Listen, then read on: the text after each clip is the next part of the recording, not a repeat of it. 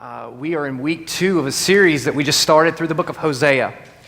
We're going through 6 messages in Hosea, and it's kind of like a diamond or a gem, a stone that has 6 different angles on it. We're going to look at the six different aspects of God's love, and through each angle, just like a diamond or a stone.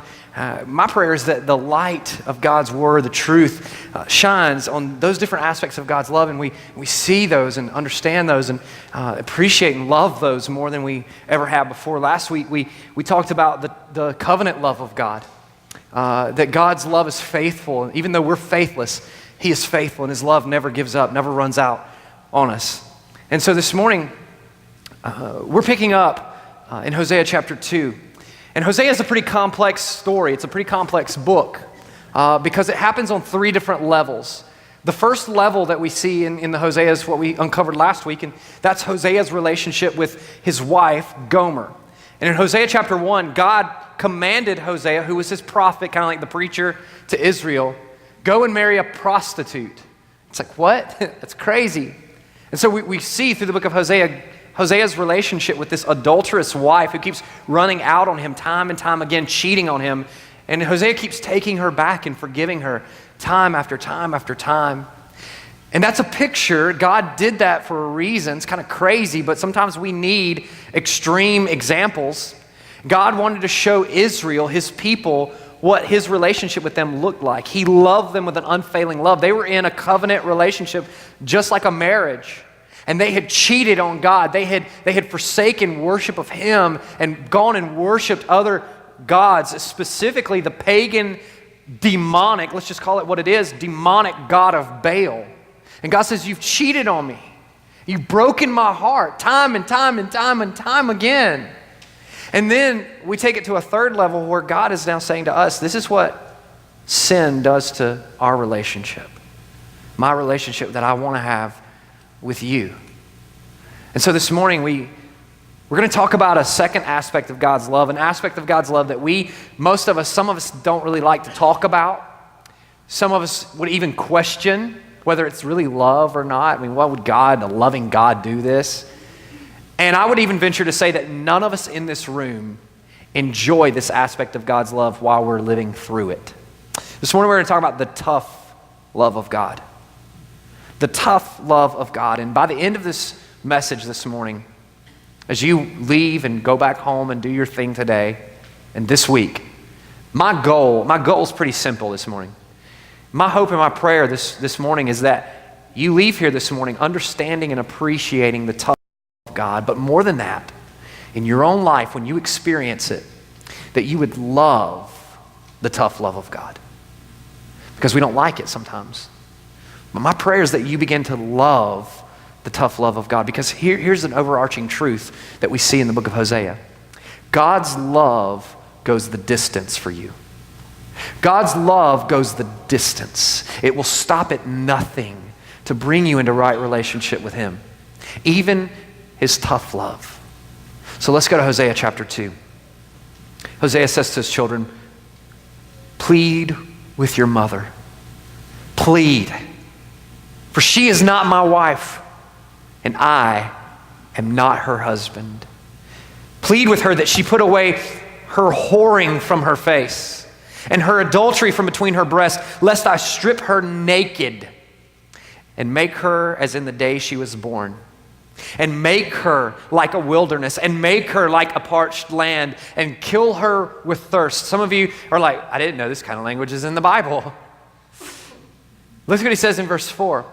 Upon her children also I will have no mercy, because they are children of whoredom. For their mother has played the whore. She who conceived them has acted shamefully. For she said, I will go after my lovers. They're the ones who give me my bread and my water, my wool and my flax, my oil and my drink. Therefore, I will hedge up her way with thorns, and I will build a wall against her, so that she cannot find her paths. She shall pursue her lovers, but not overtake them, and she shall seek them, and shall not find them. Then she will say, I will go and return to my first husband, for it was better for me then than now. And she did not know that it was I'm the one who was giving her the grain and the wine and the oil, and I'm the one who lavished on her silver and gold, which she used for Baal. Therefore I will take back my grain in its time and my wine in its season, and I will take away my wool and my flax, which were to cover her nakedness. Now I will uncover her lewdness in the sight of her lovers, and no one shall rescue her from my hand. And I will put an end to all her mirth, her feasts, her new moons, her Sabbaths, and all her appointed feasts. And I will lay waste to her vines and her fig trees, of which she said, These are my wages, which my lovers have given me. I will make them a forest, and the beasts of the field shall devour them. And I will punish her for the feast days of Baals, when she burned offerings to them, and adorned herself with her ring and jewelry, and went after her lovers, and forgot me, declares the Lord. The tough love of God. See, Hosea at the beginning of this chapter is imploring his children. Look what he says. Plead with your mother. Plead with her. Why is he not going to Gomer himself? Well, the answer is here in verse 2. She's not my wife and I'm not her husband. Is Hosea saying, I'm done with you?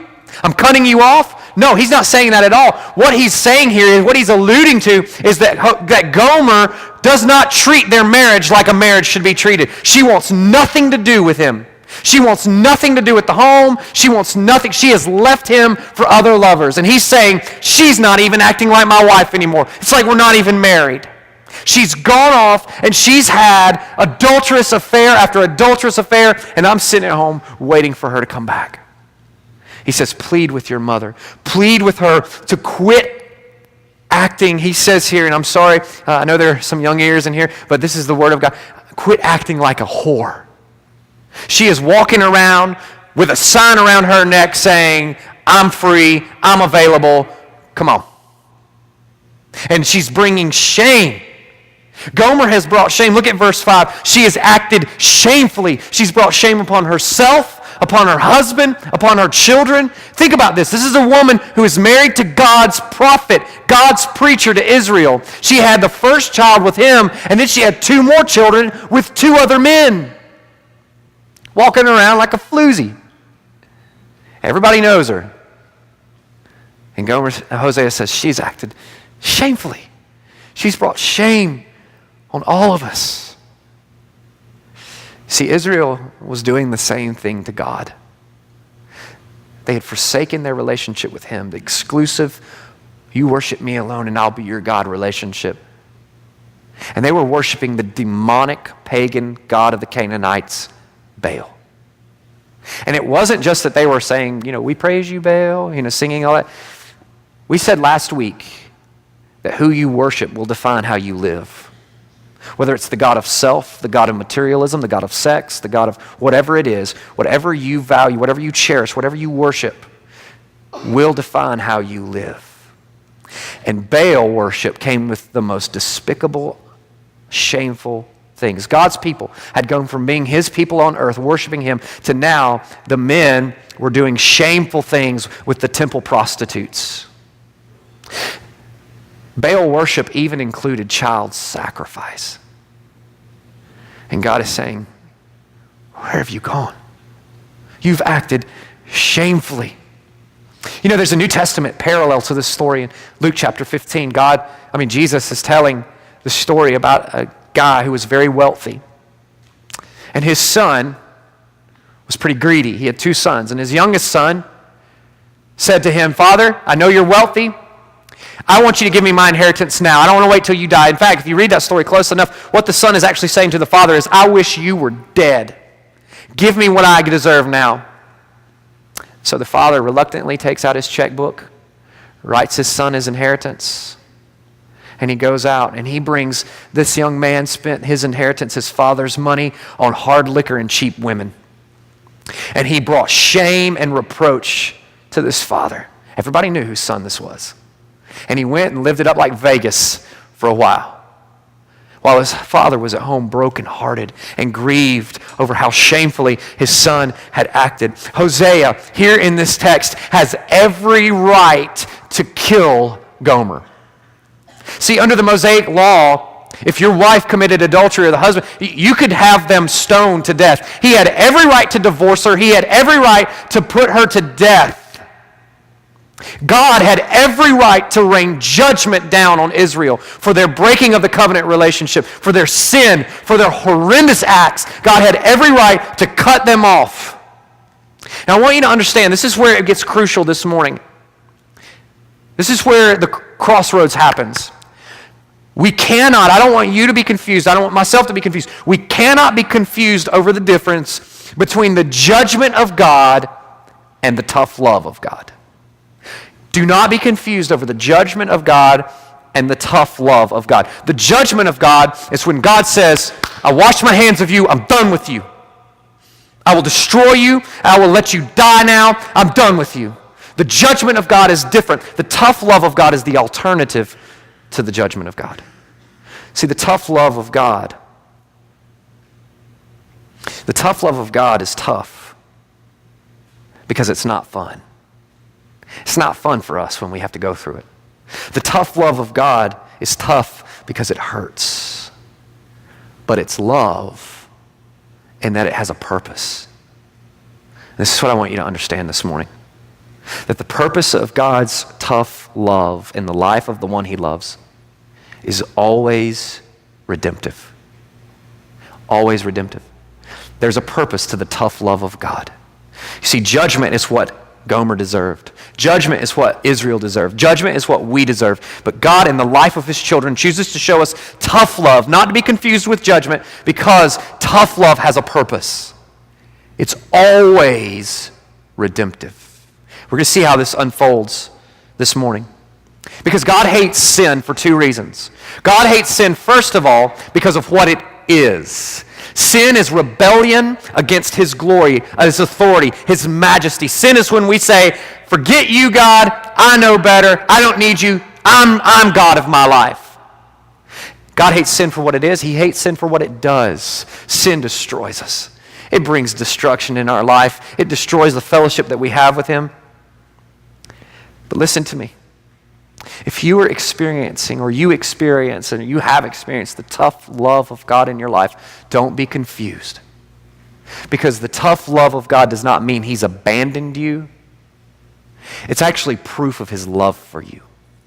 Because in the tough love of God, what God does is he comes down and he gets right in our face and he wrestles with us. He encounters us. If it was judgment, God would say, I don't love you, I'm done with you. You're destroyed. But the child of God experiences the tough love of God in our life because it's proof of his love. It's not that he's abandoned you. He's actually engaging you. It's just like Jacob.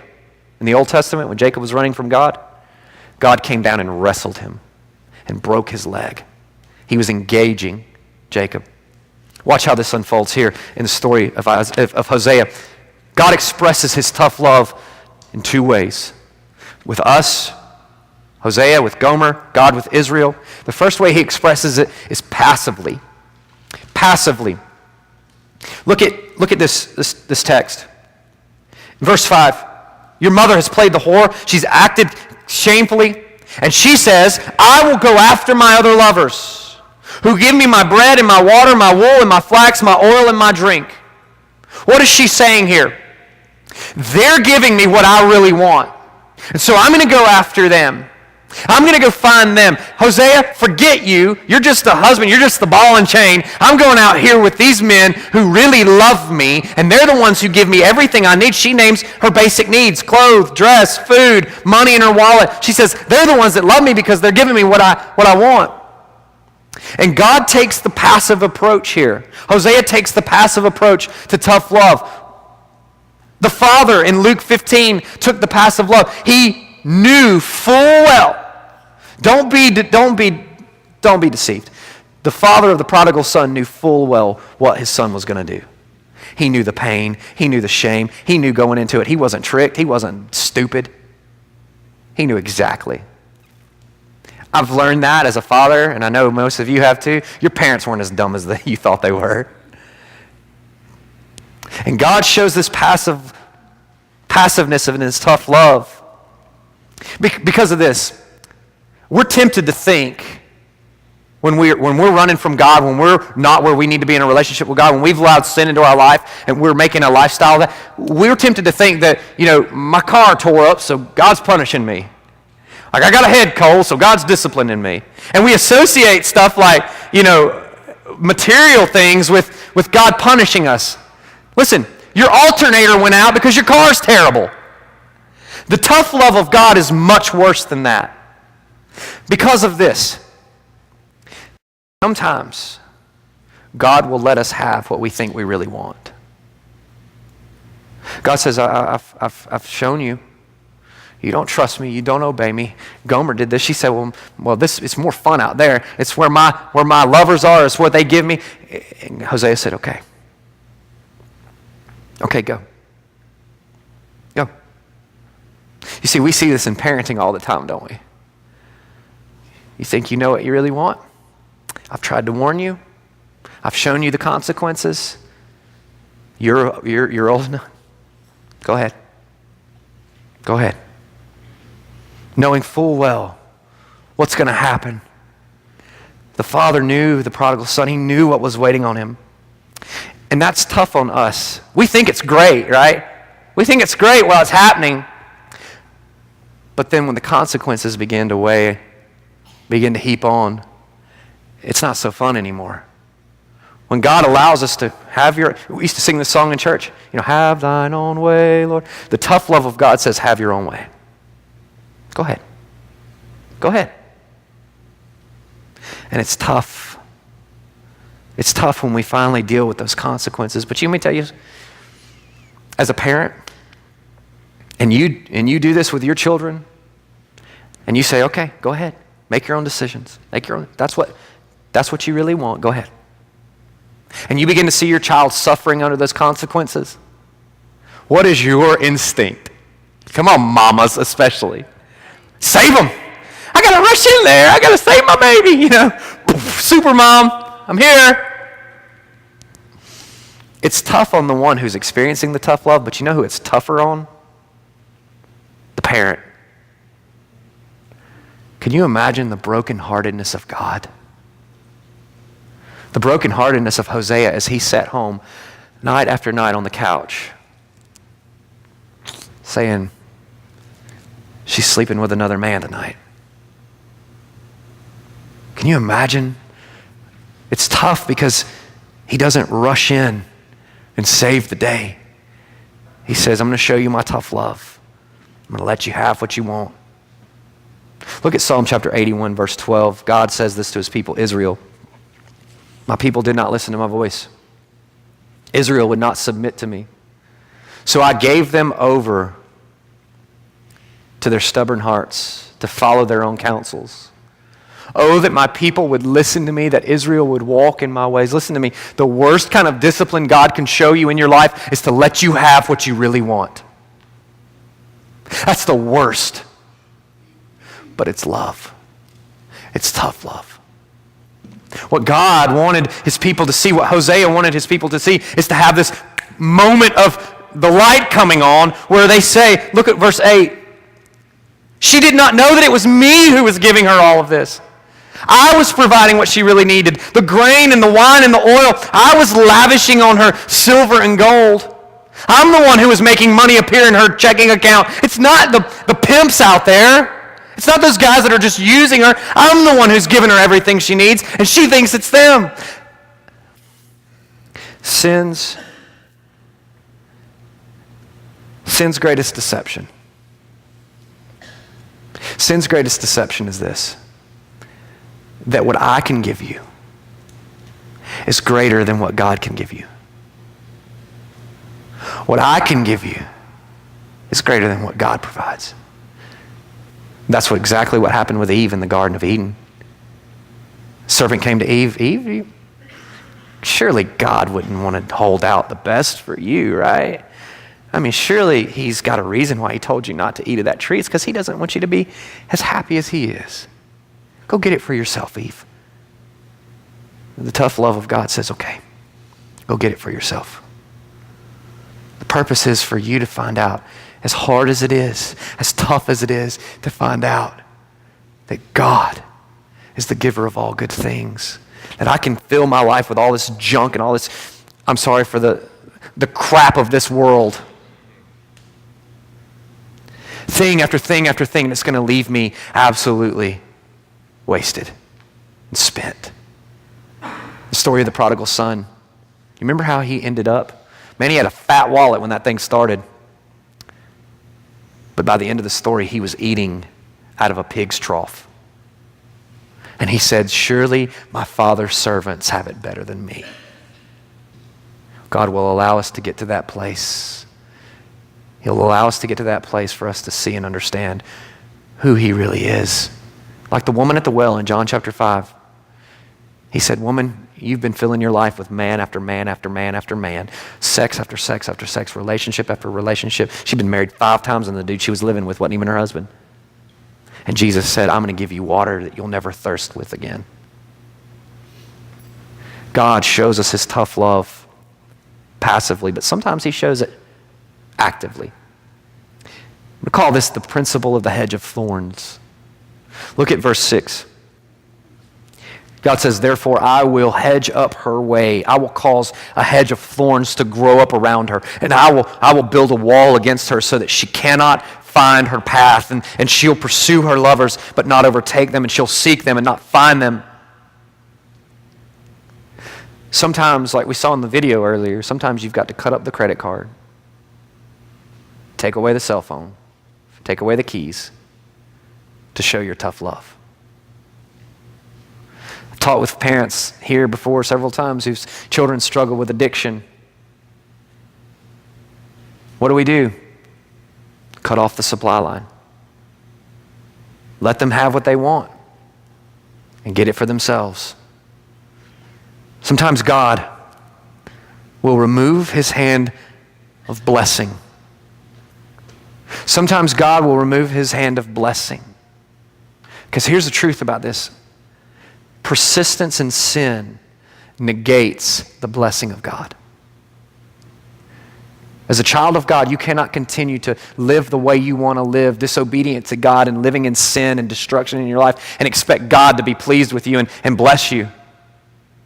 Persistence in sin. God is holy.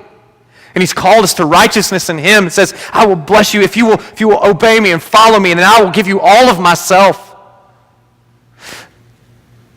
See, Israel was crediting Baal with all of their blessings, right? Gomer was saying, they're the ones that are causing all of the fruit and the produce. They're giving me everything I need. And Israel was saying, worship Baal. He was the fertility god. Hey, if we've got crops, it's because we've been pleasing Baal by sleeping with the prostitutes. If it's because of rain and all that stuff, it's because we're committing child sacrifice. We're living to honor him. We're pleasing Baal. They didn't realize that they were completely dependent on God for everything. Listen to what God would tell them in Deuteronomy centuries before. Deuteronomy chapter 28. God is wrapping up the Mosaic law, and he gives them this final charge, this final command. And he says this, if you faithfully obey the voice of the Lord your God, being careful to do all his commands that I command you today, the Lord your God will set you high above all the nations of the earth. And all these blessings shall come upon you and overtake. You'll be overtaken by my blessing. Man, what a way to live. I'm not going to bless you. I'm going to overtake you with blessing. If you obey the voice of the Lord your God, blessed shall you be in the city, and blessed shall you be in the field. Blessed shall be the fruit of your womb, and the fruit of your ground, and the fruit of your cattle, the increase of your herds, and the young of your flock. Blessed shall be your basket and your kneading bowl. Blessed shall you be when you come in, and blessed shall you be when you go out. The Lord will cause your enemies who rise against you to be defeated before you. They shall come in against you one way and flee before you 7 ways. The Lord will command the blessing on you in your barns and in all that you undertake, and he will bless you in the land. The word bless is over and over and over and over again.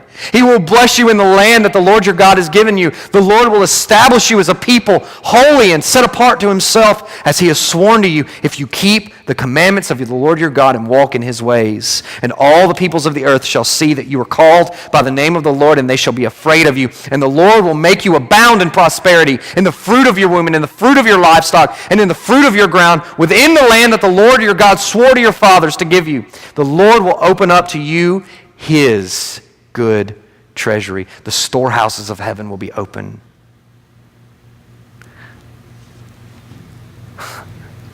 And he will give you rain to your land in its season, and will bless the work of your hands. Sounds like a God who will meet all of your needs according to his riches and mercy. If you'll obey me, if you'll trust me. But the tough love of God will remove that. Israel would find out the hard way just a few years later when Assyria would come in and wipe them out.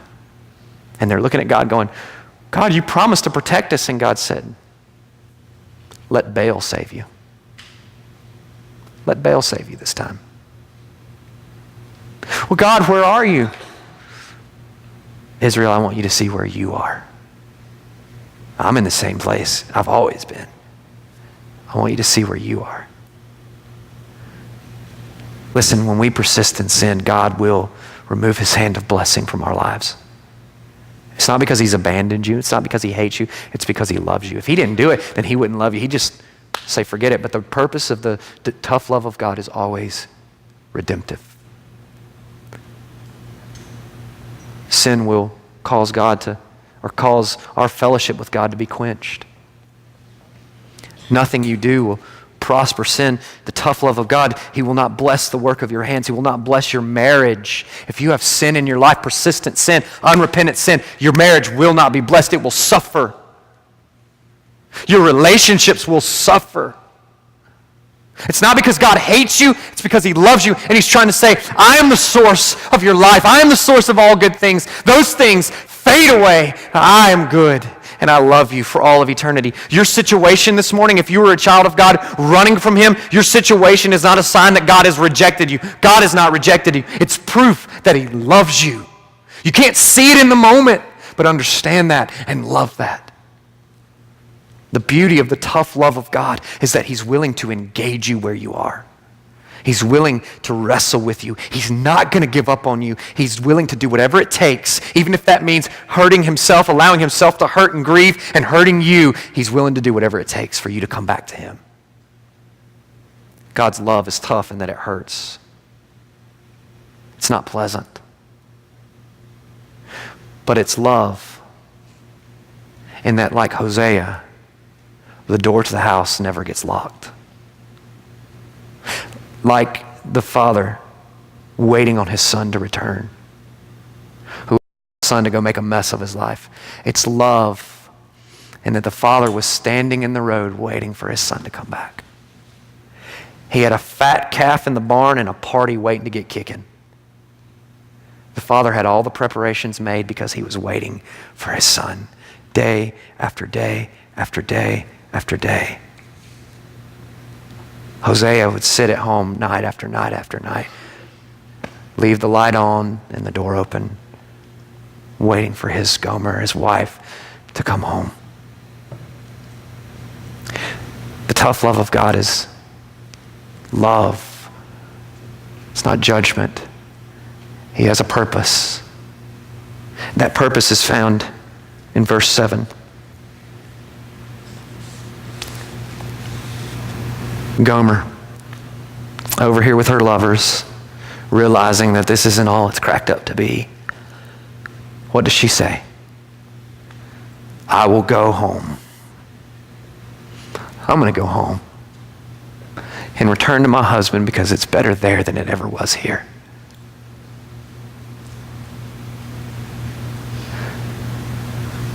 There's nothing in this world that can satisfy you. There's nothing in this world that can fill the hole, the emptiness in your heart. Only Jesus. Only Jesus. Would you bow your heads? I want to ask our worship team to come up this morning.